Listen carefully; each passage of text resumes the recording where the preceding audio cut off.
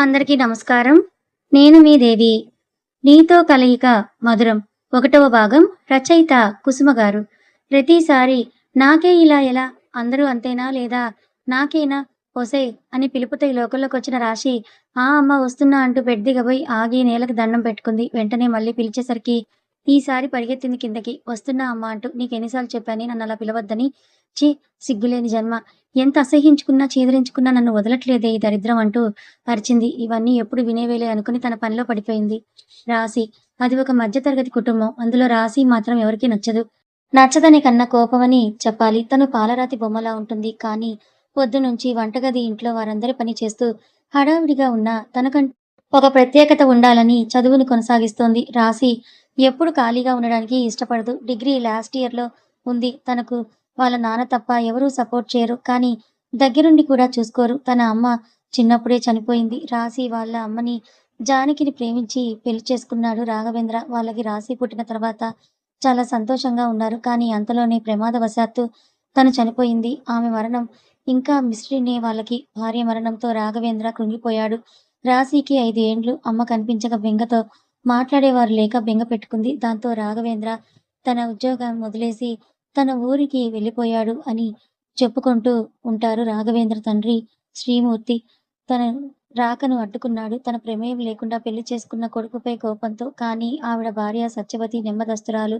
తన మాటలతో వెనక్కి తగ్గి తన చెల్లెలి కూతుర్ని పెళ్లి చేసుకోవాలని, లేదంటే ఇక బ్రతకలేను అని ఖరాఖండిగా చెప్పేశాడు. రాఘవేంద్రకి మళ్ళీ పెళ్ళంటే ఏమాత్రం నచ్చక వెనక్కి వెళ్ళాలనుకున్నాడు. కానీ సత్యవతి ఆపి నా గురించి, నీ కూతురు గురించి ఆలోచన చెయ్యమని చెప్పడంతో ఒప్పుకున్నాడు. మాలతి సరిగ్గా చదువుకోలేదు.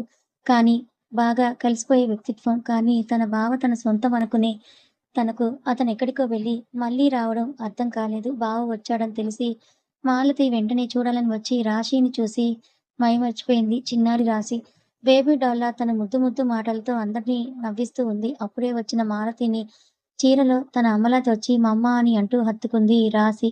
ఆ చిన్న పాప తనను అలా హత్తుకోవడంతో రాశిని ఎత్తుకోవడంతో రాశి గట్టిగా ఏడుస్తూ మమ్మ నన్ను వదిలేయకు, అల్లరి చెయ్యను నేను అంటూ వెక్కుతున్న రాశిని చూసి కంగుతింది. వీళ్ళని చూసి రాఘవేంద్ర మనసు నెమ్మదించింది. కూతుర్ని చూసి వెంటనే వాళ్ళ నాన్నతో ముహూర్తాలు పెట్టించమని చెప్పి బయటికి వెళ్ళిపోయాడు. తర్వాత ఏం జరిగిందో తెలియదు రాఘవేంద్రకి. జర్మనీ.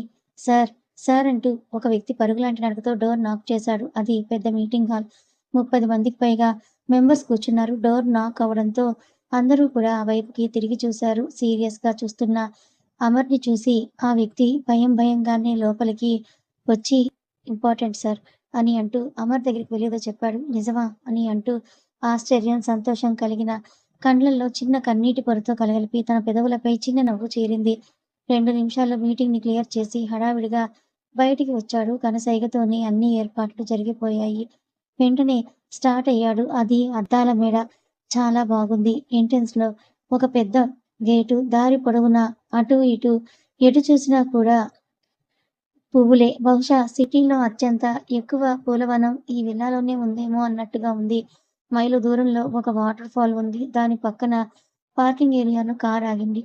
కార్ ఆగే వరకు కూడా ఆగలేక దూకుతూ పరిగెత్తుకుంటూ వెళ్ళిపోయాడు. ఆ విల్లా బయటకన్నా లోపల చాలా విశాలంగా ఉంది. చివరగా ఒక రూమ్ దగ్గరగా వచ్చాడు. అమర్ అని అంటూ పిలుస్తూ ఎదురు వచ్చాడు మహేంద్ర. డాడ్, గ్రాండ్‌పా అంటూ నోట మాట రాక ఇబ్బందిగా అన్నాడు అమర్. యస్ అన్నాడు మహేంద్ర. ఒక్క అడుగులో ఎదురుగా ఉన్న రూమ్‌లోకి వెళ్ళిపోయాడు. బెడ్ పైన ఏదో ఆలోచిస్తూ ఉన్న పెద్దాయన దగ్గరగా వెళ్ళాడు. అతను తన 10 ఏళ్లు ఉండగా ఏం చేసినా తాతతోనే అన్నట్టుగా ఉండేవాళ్ళు. సడెన్‌గా తన కూతురి మరణం ఆయన్ని కుప్పకూల్చింది. తాత, నేను అమర్‌ని అని అంటూ దగ్గరికి వెళ్ళాడు. ఆయన ప్రేమగా అమర్ అని అంటూ హత్తుకున్నాడు. చాలా ఏండ్లుగా దాచిన కన్నీళ్ళన్నీ కూడా పొంగుకొచ్చాయి అమర్‌కి. వద్దు నాన్న అని అంటూ దూరం జరిపి కన్నీళ్లను తుడిచి ఏమైందిప్పుడు? కూల్ ఇంద్ర అని అంటూ ఓదార్చాడు. కళ్ళ నీళ్లతో చూస్తూ చిన్నగా నవ్వాడు. సడెన్‌గా ఉన్నట్టుండి ఆ పెద్దాయన ఏడవడం స్టార్ట్ చేశాడు. అమర్ షాక్‌తో అలాగే ఉండిపోయాడు. కూల్ ఇంద్ర అని అంటూ ఓదార్చాడు. కన్ననీళ్ళతో చూస్తూ మళ్ళీ చిన్నగా నవ్వాడు. అమర్ ఆ పెద్దాయన సడెన్‌గా మొహంలో నవ్వు మాయమయ్యి ఉన్నట్టుండి గట్టిగా ఏడవడం స్టార్ట్ చేశాడు. అంతవరకు తనను ఓదార్చిన తన తాత అలా ఏడవడంతో స్టన్ అయ్యాడు. ఎలా రియాక్ట్ అవ్వాలో కూడా అమర్‌కి అర్థం అవ్వట్లేదు. అలాగే స్తంభించిపోయి చూస్తూ ఉన్నాడు. బయట లాన్‌లో తిరుగుతూ ఉన్న మహేంద్ర, శివాని దంపతులకు ఆ ఏడుపు వినిపించింది. వెంటనే వాళ్ళు కూడా పరిగెత్తుకుంటూ వచ్చారు ఆ రూమ్‌లోకి. రావడమే తండ్రి ఏడుపుతో తను కూడా బ్లాస్ట్ అయ్యాడు మహేంద్ర. మహేంద్ర ఏడుపుతో అమర్ కాన్షియస్‌లోకి వచ్చి డాడ్ ప్లీజ్ కామ్ డౌన్. ఇప్పుడు తాతని కూల్ చేయాలి మనం అని అంటూ తాత దగ్గరగా వెళ్ళేంతలో శివాని తనని అడ్డుకుంది. Ma'am what? తాత ఏడుస్తున్నాడంటూ కన్నీళ్లతో చూస్తూ అంటాడు. లేదు అమర్, జాను చనిపోయాక మీ తాత షాక్‌లో ఇలా అయ్యాడు. మీరు బయటికి రండి అని అంటూ మహేంద్రని, అమర్‌ని ఇద్దరిని తీసుకొని బయటికి వచ్చింది. ఏంటమ్మా ఇది? అంటూ ఏదో అనేలోపే శివాని ఆపి మీకు తెలీదు విజయేంద్ర. తానొక celebrity and one of the business man. తన వైఫ్ చనిపోయినా జంకకుండా ఇద్దరు పిల్లల్ని విత్ సెక్యూరిటీతో అబ్రాడ్‌లో చదివించాడు మీ డాడ్.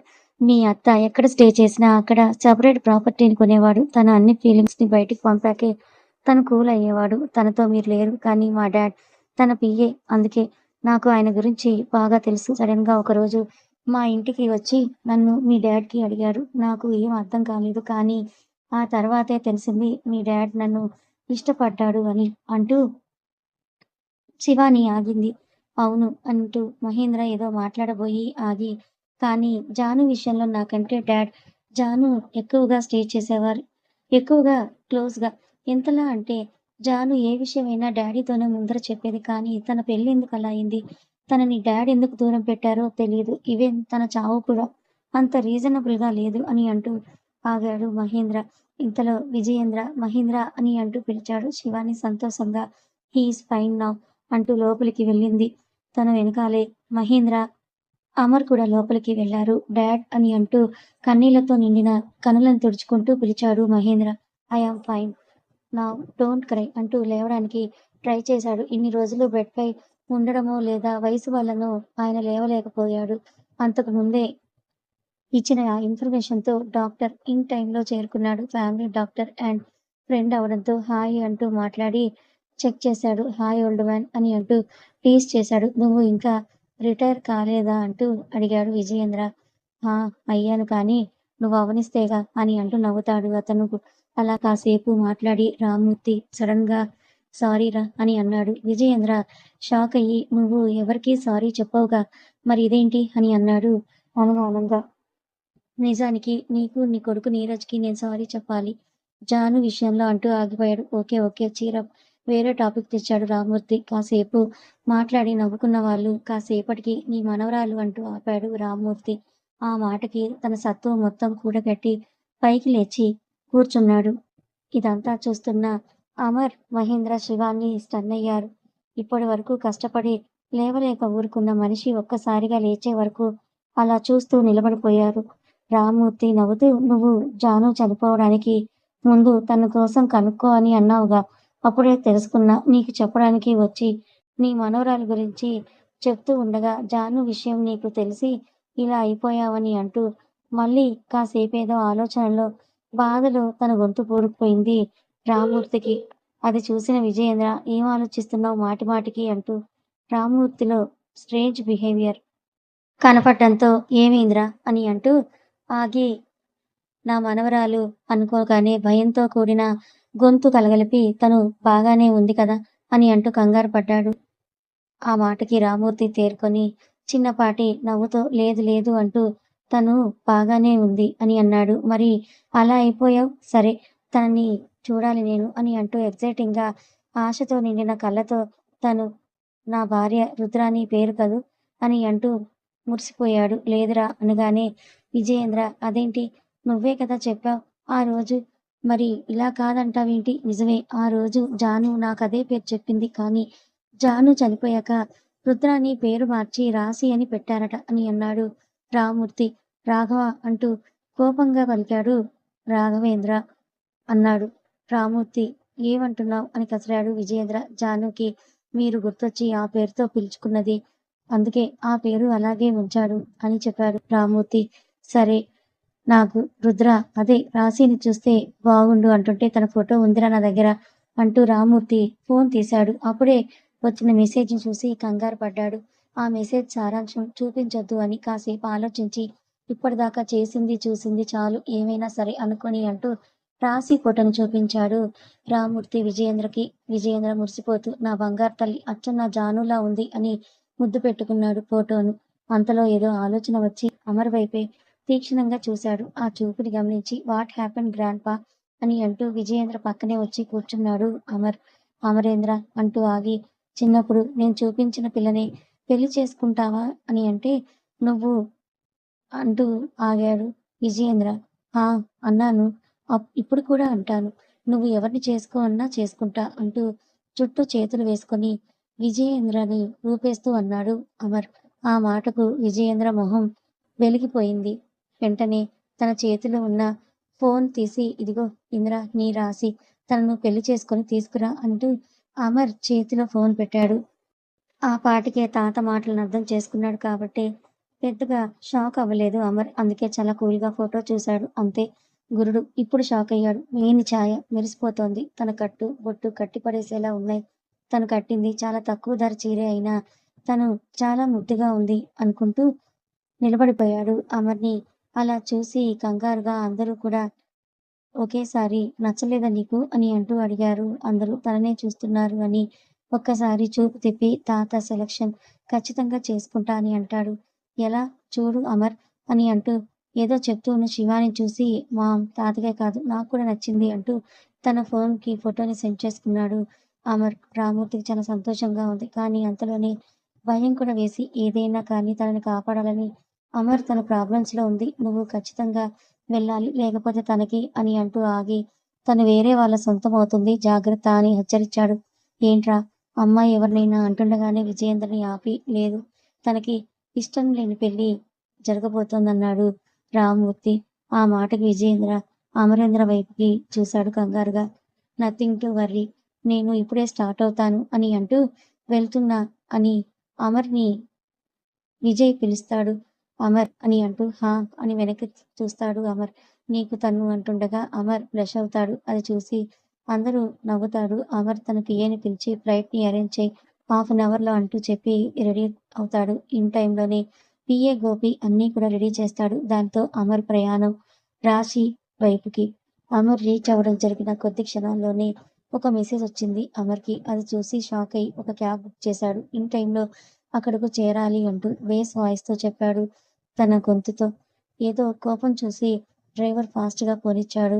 ప్లీజ్ వదులు అంటూ ఒక అమ్మాయి అరుస్తూ తన పైకి వస్తున్న వాళ్ళని పక్కకు నెట్టేసింది. అంతలో ఒకడు తన చున్నీ పట్టి లాగేశాడు.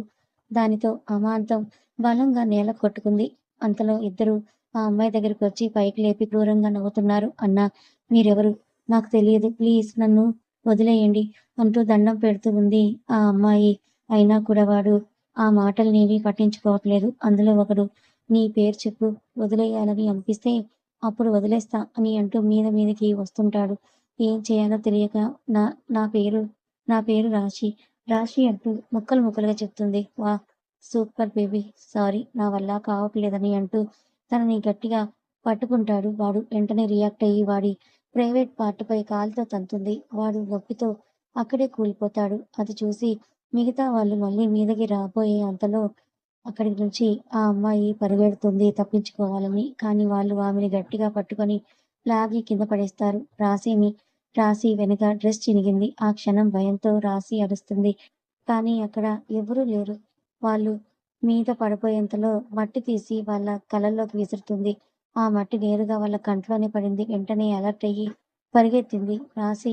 వాళ్ళు మాత్రం 2 నిమిషాల్లో అలర్ట్ అయ్యి రాశి వెనకాలే పరిగెత్తారు. రాశి భయంగా వెనక్కి చూస్తూ ముందుకి పరిగెత్తింది. అంతలో ఫోర్స్‌గా ఎవరో ఒక శాల్తీని గుద్దుకుంది. తను వచ్చిన ఫోర్స్‌కి మరెవరైనా అయితే కింద పడేవారు. కానీ అతను ఇంచు కూడా వెనక్కి వెళ్ళలేదు. పైగా ఆత్మీయంగా గుండెలకు హత్తుకున్నాడు. రాశి ఎత్తు సరిగ్గా తన గుండెల్లో ఒదిగేలా ఉంది.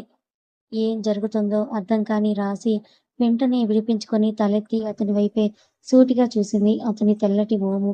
కానీ అతని కంట్లో అగ్నిజ్వాలలు రగులుతున్నాయి. రాశి వైపు చూడగానే తన కంట్లో నీళ్ల పొర స్పష్టంగా కనిపిస్తుంది. అతనికి దూరంగా జరుగుతున్న ఆమెను అలా చూసి తట్టుకోలేక మళ్ళీ అతని గుండెలకి హత్తుకున్నాడు. ఎందుకో రాశి అతన్ని నెట్టలేకపోతుంది. రాశి వెనకాలే వచ్చిన ఆ రౌడీలు అక్కడికి చేరుకొని వీళ్ళని అలా చూసి ఎవడ్రా నువ్వు అది మా పిట్టరా, పిల్లాడివి తెల్లగా ఉన్నావు, ఎన్ఆర్ఐలా ఉన్నావు, నీకెందుకు చెప్పు, వెళ్ళు ఇక్కడి నుంచి అంటూ రాశిని పట్టుకోబోయే అంతలో అంత దూరం ఎగిరిపడ్డాడు వాడు. అతను రాశిని మాత్రం వదలలేదు. కాపాడేందుకు ఒక వ్యక్తి దొరకడంతో రాశికి ఒక్కసారిగా భయం పోయి ఆ ప్లేస్‌లో దుఃఖం వచ్చింది. అతనేదో తన సొంతం అయినట్లుగా పట్టుకొని ఏడుస్తూ ఉంది.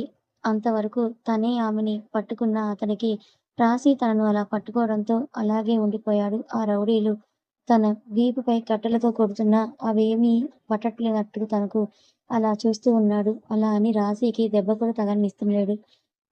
రాశి కాసేపటికి తనెక్కడుందో చూసుకొని ఆ వ్యక్తి దూరం జరిగింది. అతను వెంటనే తన కోట్ తీసి రాశికి కప్పి ఒక రాయిపై ఆమెను కూర్చోపెట్టాడు. షాకింగ్‌గా చూస్తోంది రాశి. అతను ఒకవైపు దెబ్బలు పడుతున్నాడు. అయినా ఏమాత్రం తగలనట్టు తనతో ప్రేమగా కూర్చోబెట్టి మరీ మాట్లాడుతున్నాడు. అతను రాశికి ఎలా రియాక్ట్ అవ్వాలో కూడా అర్థం కాక అలాగే చూస్తూ ఉంది అతన్ని. ఐ యామ్ సారీ రా! కొంచెం ముందు రావాల్సింది నేను అంటూ తన వైపు వస్తున్న కర్రను గట్టిగా పట్టుకున్నాడు. అలా పట్టుకోగానే రాశితో 2 మినిట్స్ రా! ఇదంతా క్లియర్ చేసేస్తా. ఇక్కడే కూర్చో అంటూ సాఫ్ట్‌గా చెప్పాడు. ఆ మాటకి రాశి అన్నట్టుగా తల ఊపింది. అంతే వెనక్కి తిరిగి ఆ కర్రని 2 ముక్కలు చేసి 2 చెంపలకేసి బలంగా కొట్టాడు. దాంతో వాడి చెవుల్లోను సైరన్ మొదలైతే ఎటు పోవాలో తెలియక గోడ కొట్టుకొని కింద పడ్డాడు వాడు. వీడిని అలా చూసి మిగతా వాళ్ళు ఇద్దరు కూడా పారిపోవాలనుకున్నా అంతలో వాళ్ళపై సింహం బలంతో దాడి చేశాడు. అంతే వాళ్ళక్కడికక్కడే కూలబడ్డారు. ఈ పని ముగించి వెంటనే రాశి దగ్గరికి 4 అడుగుల్లో చేరుకొని మోకాలిపై కూర్చొని నీకేం కాలేదుగా అని అంటూ ఆమెనడిగాడు. ఇతనేంటి ఇప్పటివరకు వాళ్ళపై అంత కోపం చూపించి నాతో ఇంత సాఫ్ట్‌గా మాట్లాడుతున్నాడని అనుకుంటూ బానే ఉన్నానండి అని అంటుంది రాశి. రాశిని నిల్చోబెట్టి ఆమెను సరిగ్గా తన ఎదురుగా నిలబెట్టాడు. రాశి ఏదో అనేంతలో తన చెంపన చెల్లుమనిపించాడు అంతే. ఆ దెబ్బకి ఫోర్స్‌గా కింద పడింది. ఒక్కసారి వెనక్కి తిరిగి అతడి వైపు చూసింది. అతని దగ్గరికొచ్చి ఏంటి అలా చూస్తున్నావ్ అంటూ సీరియస్‌గా చూశాడు. రాశికి ఏమీ అర్థం అవ్వడం లేదు. ఏంటేనా అని అనుకుంటోంది మనసులో. కానీ అతని మొహంలో కోపం, కంట్లో బాధతో కూడిన సన్నటి కన్నీటి పొర తనని దాటి పోలేదు. రాశిని అమాంతం లిఫ్ట్ చేసి కారులో కూర్చోబెట్టాడు. రాశి ఏదో చెప్పేంతలో వెయిట్ అని అంటూ బేస్ వాయిస్‌తో అనగానే ఆగిపోయింది. డోర్ వేసి డ్రైవింగ్ సీట్‌లో కూర్చున్నాడు. ఒక్కసారి రాశి వంక చూసి తన చీక్ పట్టుకొని అమాంతం ఆమె పెదవుల్ని అందుకున్నాడు. రాశికి షాక్ కొట్టినట్లుగా అయింది. కథ కొనసాగుతుంది. మరి అమర్ వెతకపోయిందిగా కాలికి దొరికినట్టు రాశి కోసం వస్తే రాశియే తనకి ఎదురుగా వచ్చింది. రాశిని కాపాడాడు. మరి అమర్ తన భావని రాశికి తెలుస్తుందా?